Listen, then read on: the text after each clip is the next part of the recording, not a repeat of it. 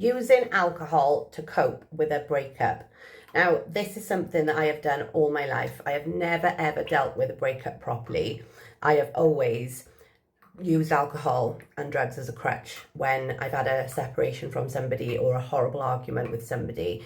And the reality is, what you realise when you get sober is that it doesn't help you. Like, I remember when my ex left me for somebody, I was in a right mess and I drank every day really heavily because I couldn't deal with the pain. And every time I got sober again, that pain would come back. So the first thing I would do is turn to drink and get myself completely hammered so that I didn't feel the pain anymore. And that was a coping mechanism and a strategy I used, not just for when I had a breakup in a relationship, but if there was a death in the family, if there was any kind of bad thing going on, that was my crutch. Like, that was the first thing I would do to ease my suffering.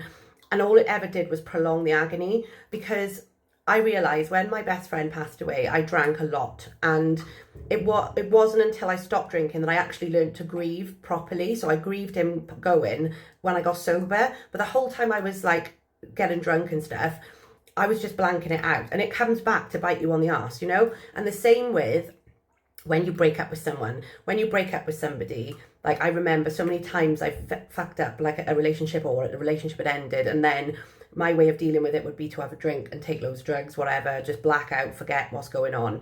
And I would do that and then think, oh, it'll stop hurting eventually. But you know what? It never stopped hurting because I wasn't dealing with the feelings.